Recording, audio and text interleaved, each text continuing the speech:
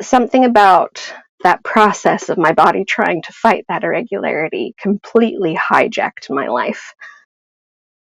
Heidi, how did you find Carnivore? Um, so I had a long history of issues with fibromyalgia, Hashimoto's, just things that were generally keeping my health really low, and my world was getting smaller and smaller. So I had just been looking for things that might resolve that, ran into Dr. Barry, Laura Spath, a lot of other people on YouTube, and just did my research for a couple of months and decided to jump in.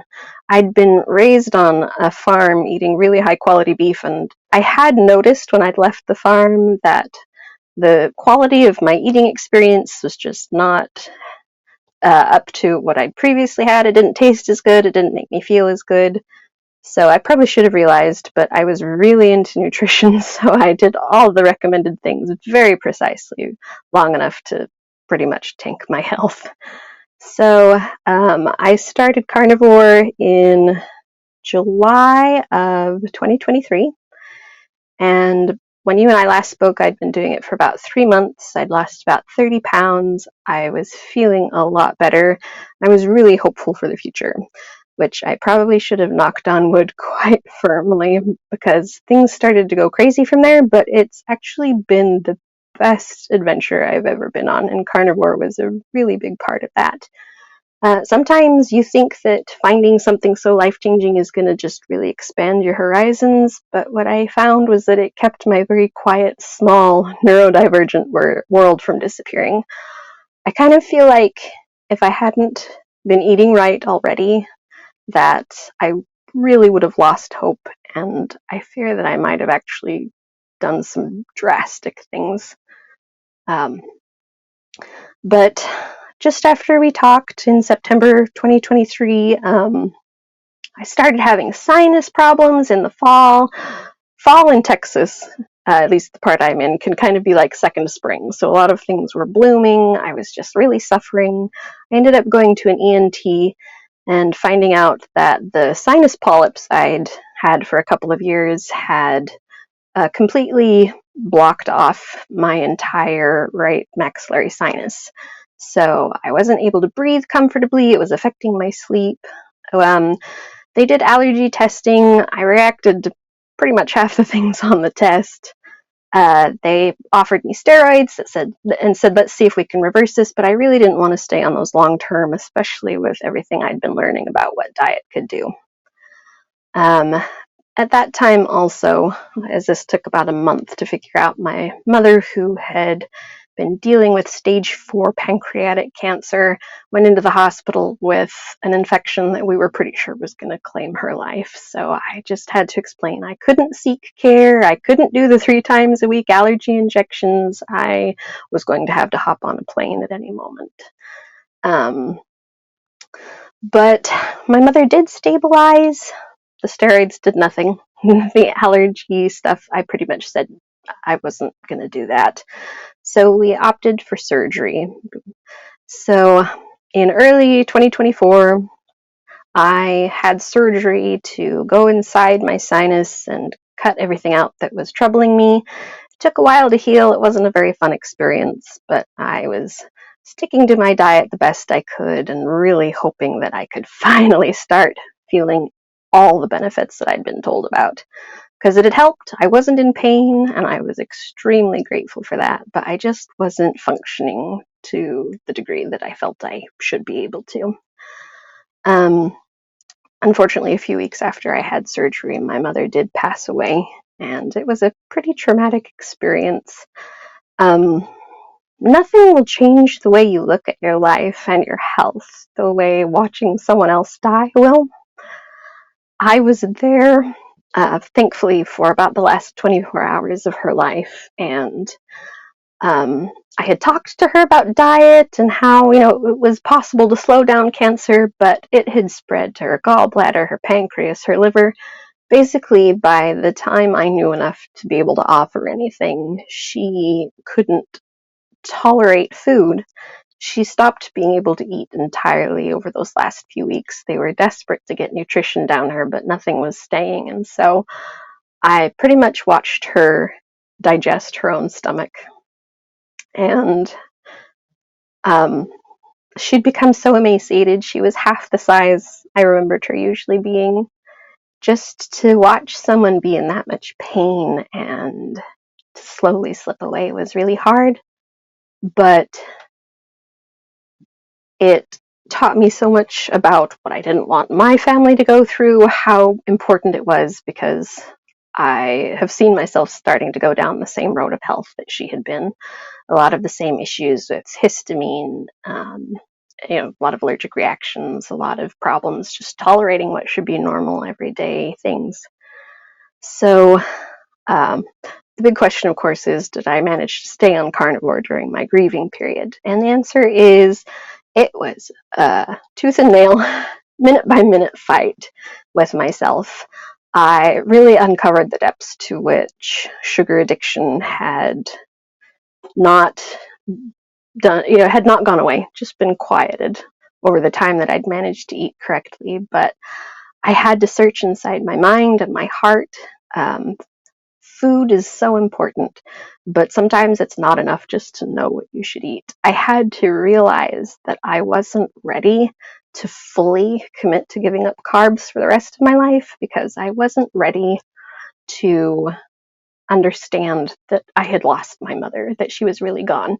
You think about mothers and food. It's the first food that you ever get is from your mother, and they spend their lifetimes handing you what you understand to be nutrition and sustenance. And I learned my bad eating habits from her. I remember so clearly the month that she tried to give up sugar. Her way of handling it was to take all of the sugary treats she wanted and put them in the freezer. And then when the 30 days were over, she congratulated herself by eating every last bite. So I knew at that point that something was not normal with the way that we approached food, but it was going to take me a long time after that to really crack the code, so to speak. But of course, I love my mom, and she knew no better. So I went for weeks or days off and on the way I should eat. It was really drastically swinging that I would start my day with good protein and fat, and then I would just dissolve into emotional fits that led to binging. 5 weeks after my mother passed, we had a hurricane down here in East Texas that went right over the town I lived in. And so my family, there's 4 of us.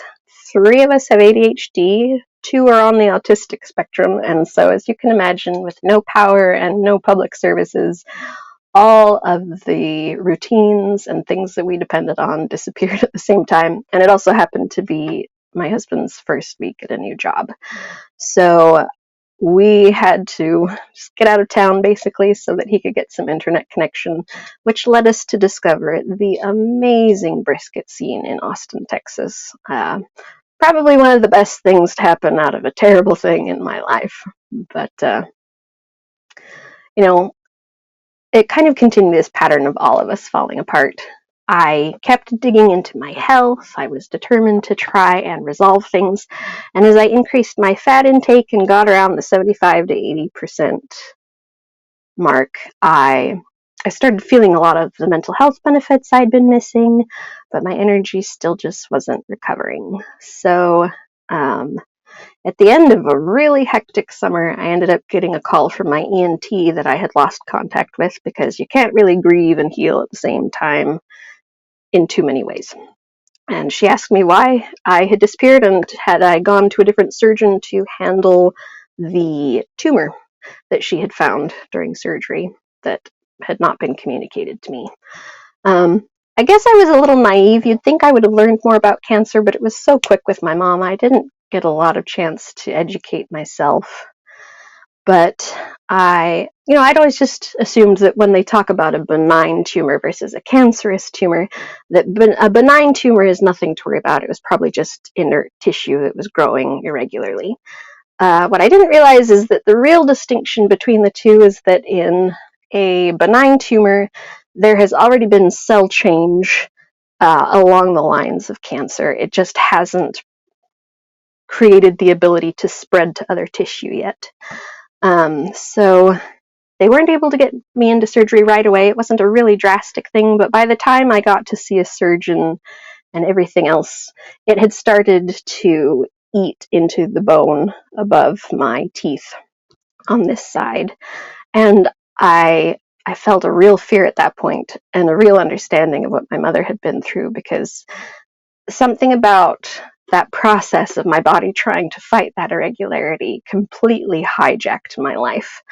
I wasn't able to get that last bit of benefit from the way I was eating, or at least really struggling to eat, because my body was fighting something much bigger than I could handle. I also had a low-grade infection that just wouldn't go away that was associated with that tumor. And so when I hear from other carnivores that, oh, I tried carnivore for a couple of months, it really didn't fix the things I needed it to fix, I didn't feel much better, I'm just going to quit. It's not what people talk it up to be.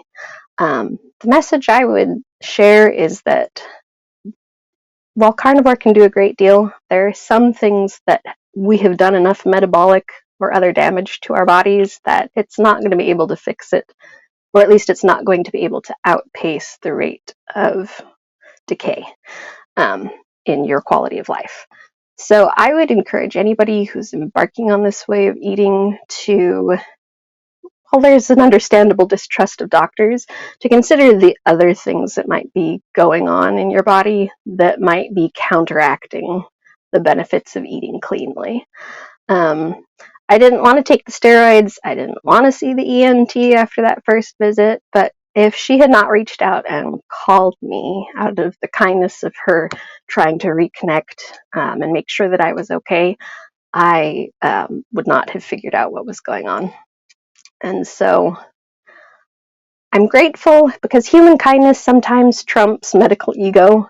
And sometimes you just have to search and keep searching to find the right doctor, find the right answers, because a low-grade infection is something you could deal with for years and not know. A tumor is something that can happen silently, but also know yourself, know your body. And carnivore, of course, facilitates that process. I've learned so much more about the way I should feel, the things I want. So it's been the thing that kept my journey on the course it needed to. It's been a compass that I probably could not have done all this without. So we scheduled a second surgery during the months that I was waiting for it. I also discovered something else standing in my way, and that was lipedema. I had hoped that we'd managed to find it soon enough to avoid the secondary lymphedema that can also come on top, but unfortunately that wasn't quite the case. So I also had to go down this simultaneous rabbit hole of realizing that I can fix myself internally, but my lymphatic system is not cooperating. And again, I've done so much damage metabolically already that I have to do the conservative things and use carnivore as the tool in my toolbox that is the keystone of it all, but I'm going to have to do as many different things as possible to get the effects that I want. So I think about it like this. When an athlete tries to up their game, reach their goals, they will employ a number of highly sophisticated techniques. They will speak to experts in fields of nutrition and movement and various sciences connected with what they're trying to accomplish. And they will achieve things that seem superhuman. And what I had to realize is that as a chronically ill person, I was going to have to leverage the same level of expertise and dedication to my health in order to achieve results that would look normal. And I'm sure it's going to get easier over time as I maintain the healing metabolically, but for right now, I have to do the superhuman things in order to feel regularly human. A lot of us as women in this community who struggle with weight loss and have to go down the road of figuring out thyroid issues, fat disorders like lipedema, it can be really scary and feel like it's never going to get better, because that is what mainstream medicine will tell you, is it's just going to get progressively worse and this is what you can expect your life to be. But that's not true. I've been so grateful for carnivore doctors like Dr. Berry and others communicating with leaders in the lipedema community like Catherine Seo and Siobhan Huggins and Leslyn Keith are people that I would really look to who have a lot of hope for movement and, you know, maintaining your ability to function and walk. Um, and there's a lot on the horizon that I'm really hopeful about. So this was my journey up to that point. I had that second surgery. They removed the tumor. At the beginning of this year, I just decided it was time for a massive reset. I finally had resolved enough emotionally that I was ready to not just commit to giving up carbs completely, which, you know, when I say carbs, I was eating the occasional um, fermented veggie, pickles, things like that. But I also then, of course, would have the occasional binge of just sadness and the connection that that has to food. But I've given that up this year. I have managed to go mostly lion diet. Um, I'm about the same weight that I was the last time we talked, but I am insanely proud of that fact because I did have to fight so hard just to keep from getting worse, whether that be from binging or just the swelling that happens with lymphedema. And since that surgery, I've dropped the weight that I had gained slowly over that long and difficult high cortisol period, and it's finally gone down. And I'm seeing weight loss on a good time frame. Um, so my body no longer feels like it's been hijacked and used against me. I've forayed into reverse dieting and found excellent benefit there as well. I've put a mini gym in my house, the things that work well for me to move easily without damaging my already fragile joints. And it's just time to thrive. I'm ready to really up my game, I suppose. I know last time I talked about starting my channel, which for obvious reasons, now that you know my story, never happened. But I've tried to think of what I can contribute to this community. And if there's anyone who feels that my story or the things that I have learned might benefit them in the fields of chronic illness that I have talked about, neurodivergence, you know, feel free to comment. I'll answer things attached to this video, and if I can manage to overcome my shyness, I will hope to build that channel the way that I'd once envisioned being able to. But community is so important, Dave. And I've been so grateful for the people who have said things I needed to hear, and especially to you for reaching out to me again. I'm glad that we're all in this together. Congratulations on getting back to to healing this way. I'm really sorry to hear about your mum. Thanks. Um, so, like, what happened with the surgery? So, like, when did you have the surgery, and like, was the recovery time long from that? So I had that surgery on New Year's Eve. Great way to start the new year. They had to dig through bone and remove it in order to access the maxillary sinus. So they told me that I would be basically expelling scabs, small amounts of blood for about 3 months, because that's how long it takes for that tissue and bone to heal itself enough to keep going. I'm still not happy about the steroids and other medications they put me on. I agreed to them in the short term because sometimes, again, you have to let healing outpace what's working against you. But I've just finished that 3 months. I'm feeling great. I still have issues with allergies here and there. It's Southeast Texas. It's just par for the course, really.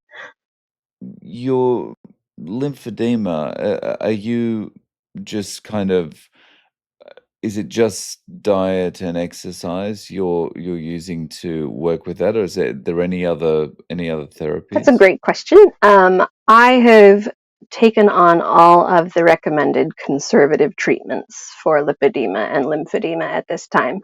It was thought that really the only solution was surgery for a long time, because this is diseased fat surrounded by fibrosis, surrounded by swelling fluid that doesn't disappear just by dieting. I mean, I've heard some good stories in the carnivore community that it can be reversed without having to resort to surgery, but again, my cortisol has been too high to see that healing up to this point. So I'm going to do all I can to facilitate not letting it get worse and to improve it now that I don't have so much in my way. I wear pretty much full body compression 24/7 as often as I can.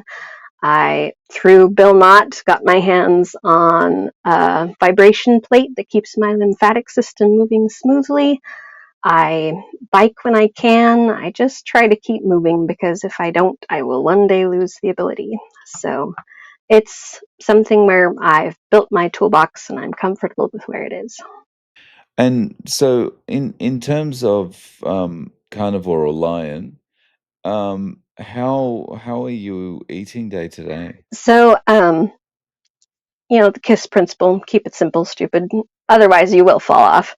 So I've had to learn to cook my food from frozen, which for me basically just means throwing 6 burger patties of the highest fat level I can get my hands on into the air fryer every day. And bacon sometimes sneaks in there when I can't help it. But for the most part, I try to keep to that, eat tallow, get fat in the ways that I can. So, I'm 90% there with Lion. And I'm satisfied with that, because, again, I know that if I swing too far to one side, food addiction is going to swing me right back the other direction. So I try not to think about food throughout the day. If I can keep it to the period of just eating one meal and then getting on with my life, then carnivore does have the amazing effect of lowering that level of food noise to pretty much zero. And I've had good success with it. I've been able to start fasting for up to 48 hours at a time. So I'm excited. Nice. And has anyone else that's in the house, have they decided that they might go along with that, or are they just doing their own thing? So they came along for a little bit, but again, with neurodivergence being an issue, change is difficult to instill. There's a great fear of that. There's also problems with the textural sensitivities or flavors of food. I essentially make a different meal for each person in this house every day. Yeah, because of different food sensitivities, allergies as well, other things. So I'm at a different stage with each of them, but I asked my 10-year-old daughter the other day if she wanted to come to a low carb conference with me, and I've made good progress with her. She's realized what a lie the food industry is. She realizes that her intake is not where it should be. I've seen her cry in the grocery market, not because of anything I said to make her upset, but just because it's such a feeling of longing to want to continue to be normal the way that everyone in the mainstream thinks normal should be. Whoops, sorry. And to lose that is painful. It's a grieving process. But when I asked her to go to the low carb conference, she just looked really sad and she said, "Mom, I know what's right, but I'm not ready to hear it yet." And so I was pretty proud of her in that moment for understanding that it's a journey. It's something she's aiming for. We've gotten her to the point where carbs are lowering, other bits of protein are stacking up in comparison, and it is a work in progress. I do full-time caregive for an individual who is medically disabled, who lives with us.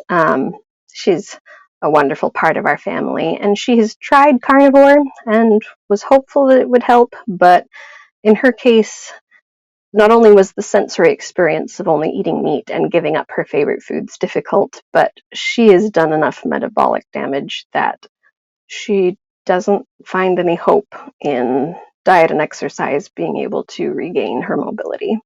And I can understand that. I have a lot of compassion for people who've reached the point of being housebound or bedbound and the problems that they face. And there's a lot that they tell themselves they can't do that sometimes, maybe, if they worked really hard, they could.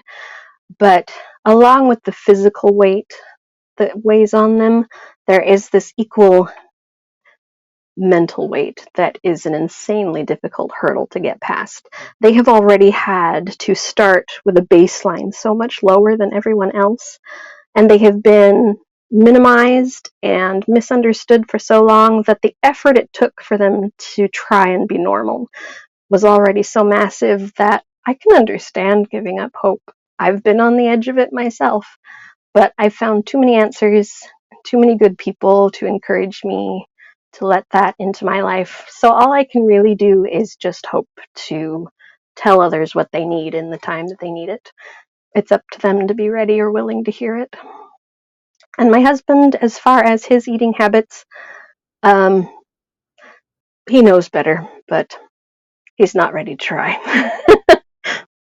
Yeah, so just on the talking about, like, the mental health aspects, I remember last time we talked about this, um, and I know you've kind of been on a, a process of kind of having some more carbs back in and reducing them and kind of doing that over time with everything you've been through. But kind of knowing how much impact diet has on mental health, like, how has it helped you over everything you've been through over the last 18 months? There would be these moments of the sun coming in through the clouds. I would have those weeks where I ate well and I could feel the difference and I couldn't deny it. And with as scared as I was of losing my ability to be the center of my home and to mother and love people the way that I desperately wanted to, my fear of losing any inch of that and the heady joy of feeling relief from it just kept me going. I couldn't give up. I knew that I could feel and think and be better, and I was scared of what would happen if I didn't. And so I just kept coming back. Every time I went off course, I came right back because there's so much at stake for so many of us. And so my mental health sometimes would betray me. That lizard brain would tell me, oh, you don't need to keep doing this. Surely you deserve this. You've been through a lot. But I can't afford to listen. Um, I have words I need to say, things I need to express to the world that I'm only just finding the courage to stand up and express. And fighting for the ability to do that trumps any consideration of food. Like I said before, I can't let speed bumps become stop signs. I even at one point just stopped recounting day one. There's no point of saying, now's day one of carnivore, but I messed up, so tomorrow will be day one of carnivore. It's massively demotivating for people who just keep going through that cycle. So I just say that it has been 18 months of my continued and permanent commitment to live a carb sober, high health lifestyle. And no matter what has happened during that journey, I am still carnivore. I have been carnivore every bit of that time because I am dedicated to being so. Nice. So Heidi, if people want to reach out to you, do you have any way of getting in contact? So, obviously, I'm hoping that this video will generate some questions I can answer in the comments, that I can find some ideas for the things that I'd like to express potentially on my own channel, which is Chronically Carnivore. Um, if you'd like to include my email in the description of this, sometimes that can be dangerous, but so many women are so frightened of losing their health, and I know that feeling, and I would like to be available to anybody who needs me. Okay, no worries. So yeah, I'll include a link to your channel and your email in the show notes. Thank you so much for coming on and sharing with us. I really appreciate your time, I Heidi. appreciate you reaching out. It really gave me a chance to look back on how far I've come and to be proud of things that were difficult. And I continue to applaud you for the work that you do to bring understanding to this community, to share stories so that we can see what's possible for ourselves in spite of the hard times.